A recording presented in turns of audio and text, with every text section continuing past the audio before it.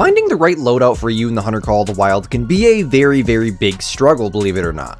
Whether you're looking for the proper weapon, the perfect color for the species that you're trying to use, or you feel like you're completely lost in the entire storage, cache, and store section of the store in general, this video is the ultimate guide to building the perfect, most versatile loadout for every single class in the game and every single map in the game, even in several different types of weapons, here in the Hunter Call of the Wild.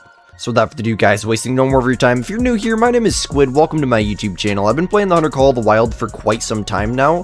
I'm a 16-year-old content creator and I've been playing for about 8 years, so literally 50% of my existence on this planet, I have been playing this video game and I don't plan to stop anytime soon. Today we're going to be building this absolute masterpiece of a loadout. So make sure you guys do in fact stay until the end of the video, because if you do miss out on any information whatsoever, it can and very well will mess up the guide. So without further ado guys, as always, let's go ahead and dive right into it.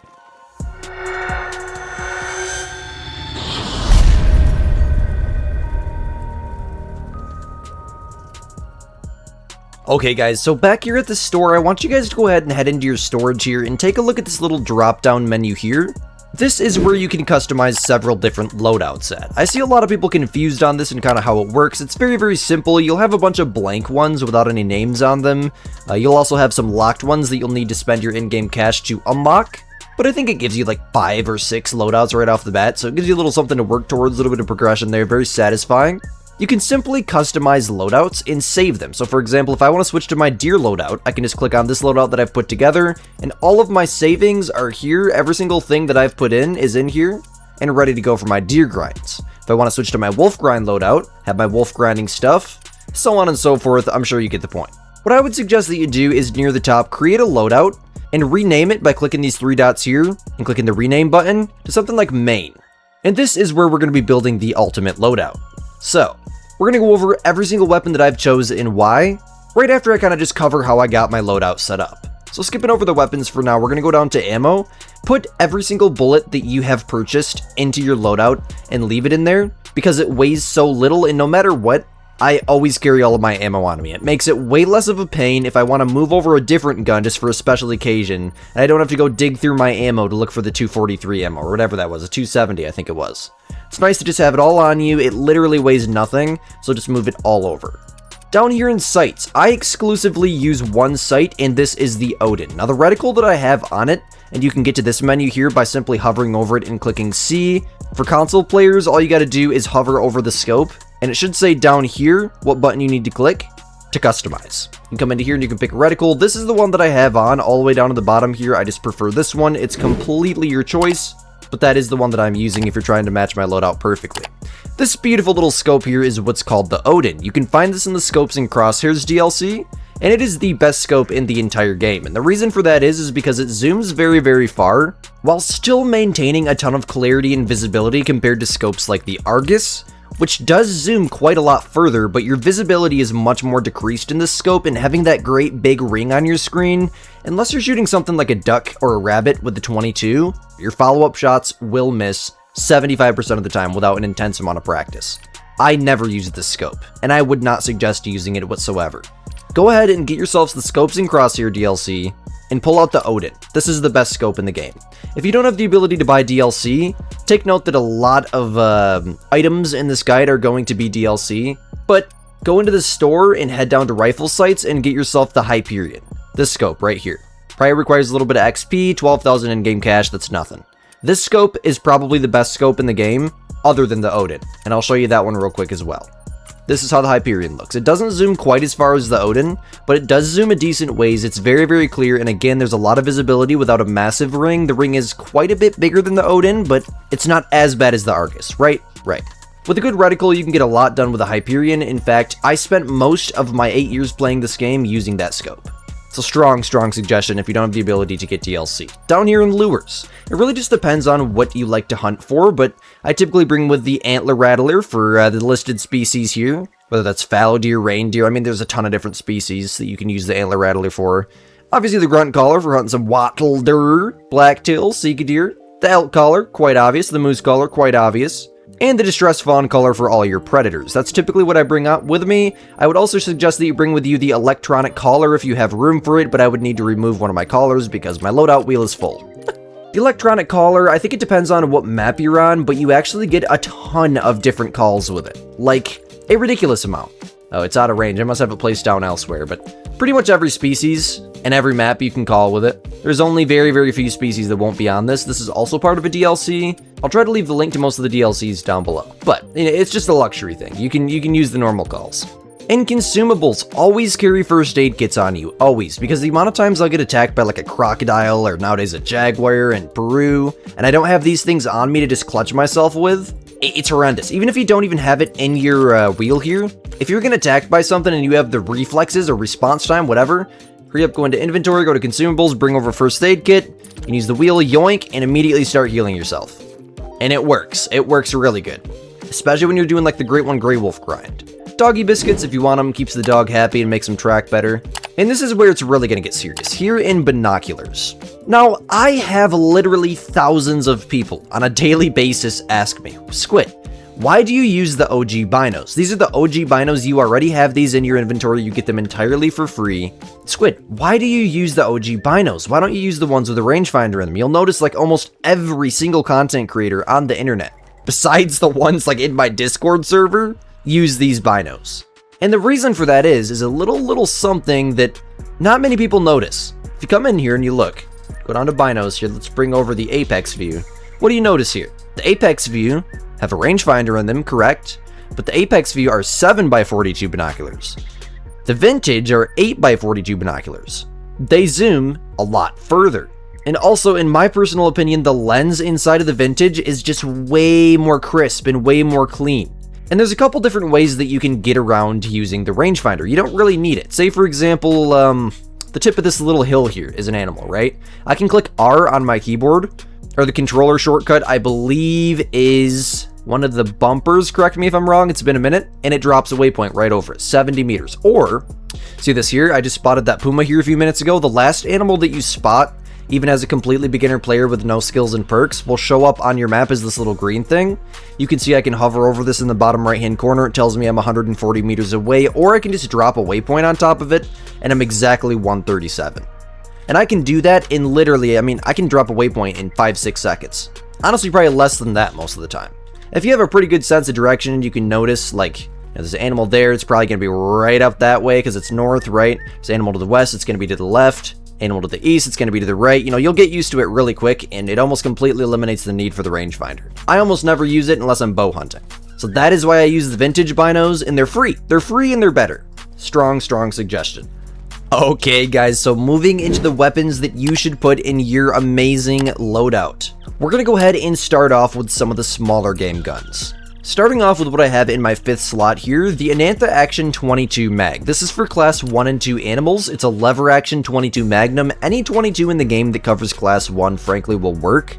But with the 22 Mag, you get Class 2 as well. And it's a little bit of a harder punch, I guess you could say. It seems like it packs a harder punch. With the normal 22, you'll flip a rabbit up. With this one, it seems like it'll blow it clean up in the air, and it lands real hard on its back. I don't know, it's a smooth, fast-shooting gun. It's a lever action. I'm a huge lever action fan. I think most people who have the 22 mag, in fact, every person that I know, and I know a lot of people that have the 22 mag, use the 22 mag over the other 22s in the game. It's just a luxury thing, but you just want a 22 in your loadout at all times, so that way you can get those, 150 meter shots. There could be a level 5, what the heck are they called? Grayson out here. 90 meters out that way. He hears me walk in, he can smell me, pretend the wind's a little bit bad. I wouldn't have the option to move up there with a shotgun. I could go track him, but who the heck wants to do that, right? Got other animals to shoot. So what I could do is I could pull out my Spiffy Jiffy 22 LR here, 22 mag with a lever action, looking all nice and smooth with that beautiful camo. He's 95 meters, so I can 0 to 100. I can actually 0 up to 150 with this gun, which is definitely something you can't do with a shotgun. 0 to 100, aim a little bit low, and just before he spooks, I have the opportunity to get him. Or, also, if there's birds that, are out of shotgun range up in the sky, you can 0 to 150, and if you get really good at leading shots, it is very possible to get really good at dropping birds 150, 200, 300 meters even away with a 22 mag. Gotta do some serious shot leading, but you can get good at it. I'd suggest using a reticle in your scope that has the little millidots on it, because they actually do work properly in the game. So if you're 0 to 150 and you're 2 millidots to the right, that would be 2, 250, so on and so forth. Overall, the 22 mag is an absolutely massive suggestion, definitely essential in my loadout. Alright guys, so the next weapon that I have in my loadout is the Cacciatore 12 gauge. This gun I carry on me for ducks and whatnot, because yes, having the 22 in your loadout will work, but there's a lot of times where you'll walk up to a flock of ducks, they won't fully spook, but they're just getting ready to take off, and if they're, 25, 30, 50 meters even out in front of you, using the 22 mag, with the scope, nice super far zoomed in, trying to get multiple of them, even the iron sights is a pain in the butt. Having a shotgun with that spread of pellets is going to be a much more ideal experience than trying to use the 22 mag. Whether this is geese, ducks, black grouse, capercaillies, in general, anytime that I have the option to, if I'm in range and I'm lucky enough to catch the animal before it spooks fully, I will use the shotgun. Honestly, I think I found myself using the 22 more for like mink and those kind of like, what are they, little predators, I guess? I guess you could say badgers, but I think they're class 2. I would more rather use something like the 257 or something like that on them. But yeah, any opportunity I get, I always use the Cacciatore 12 gauge. And the reason that I choose the Cacciatore over any other shotgun in the game is because of the fact that we have 6 rounds versus 3 to 5 like most other shotguns in the game. Having 6 rounds is very essential in a shotgun, because with shotguns, you're going to be missing some shots. You might only have 1 or 2 pellets hit. You have the opportunity to just pump it, lead the shot a little bit further and get a better shot, like a second later. That's an opportunity that you really won't have if you've already taken 2 shots and you only got 1 left. It's just essential in my eyes to have a ton of shots, especially when you're not the best aimer, such as myself. Squidster aim has become a legit meme in my community. So yeah, especially for controller players, the Cacciatore is the shotgun that you want. And then next here today, guys, we got the Frost 257. This is a class 2 to 6 rifle. You could shoot a white-tailed deer with this and it'll actually do a really good job, but I typically use this gun for things like red fox. Things like the, the ocelots in this map. Goats. Any type of goat. How about a vicuña? This is the perfect example right here. This is always the gun that I use on the vicuña, and that is the reason why right there. How far was that? I'm moving, mind you. Okay, that was only 120 meters, but my gosh, dude. Pure decimation, man. For those kind of like mid-species animals, roe deer, hog deer, vicuñas, things like that, the 257 is the ultimate gun. You don't want to be using something super underpowered like the 22 mag.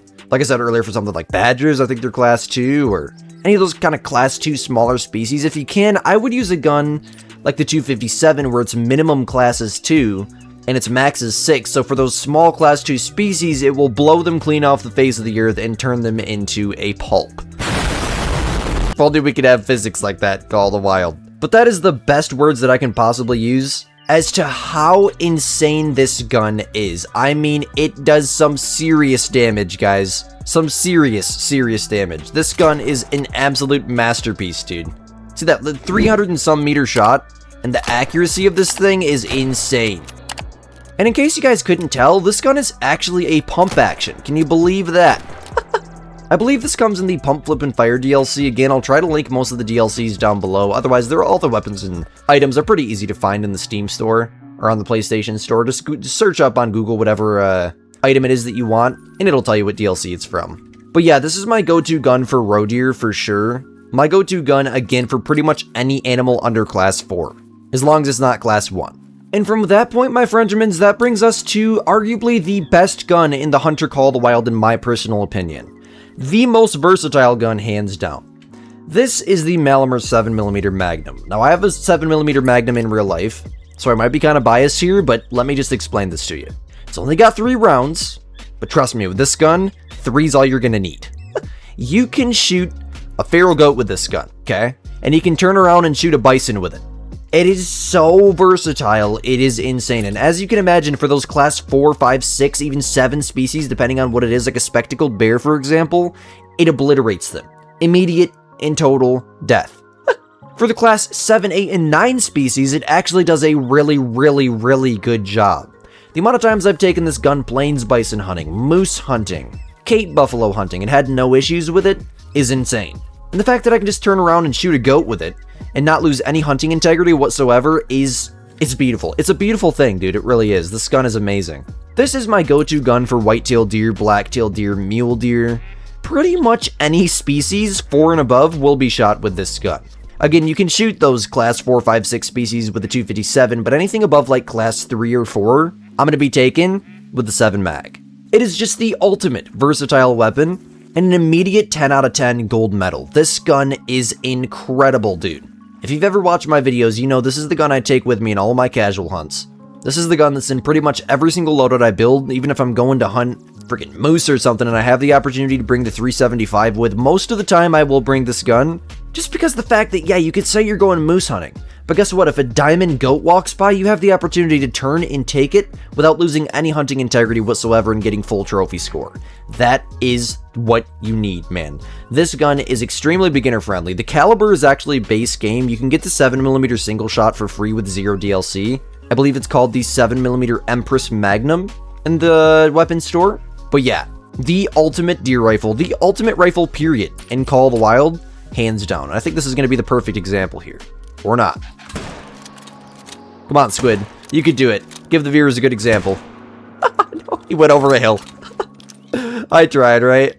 But hey, man, if you guys enjoyed this video and you want to see more like it going forwards, definitely let me know down below by smashing that like button and subscribe. And again, as a 16-year-old content creator, my goal by the end of 2026 is 50,000 subscribers. We are on track to reach it. In fact, we're demolishing the goal. You guys are absolutely killing it. We have like 8,000 subscribers, and we're going to be there. And the year is only 6 months over. So, hey, thank you guys from the bottom of my and our hearts, my team's hearts. Everyone on the Discord server, thank you guys all so much for the help. You guys are absolutely amazing. We broke our goal in the Discord server of 8,000 members. In fact, we're a couple members away from 9,000 right now. So you guys are absolute legends, bro.